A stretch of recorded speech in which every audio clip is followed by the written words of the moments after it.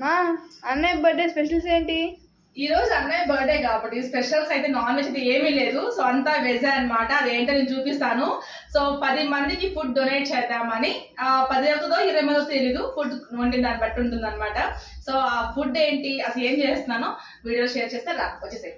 First అయితే sweets బయట నుంచి తెచ్చినవి, నేను చేసినవి కాదు. అండ్ నేను చేసిన గులాబ్ జామున్ సాఫ్ట్గా. అండ్ ఇవన్నీ అయితే కూరగాయలు, రైస్ నానపెట్టేశాను.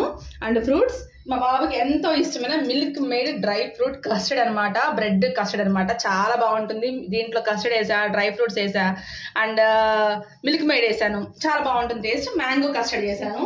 సో ఇవి రా ఇదిగో బాబు.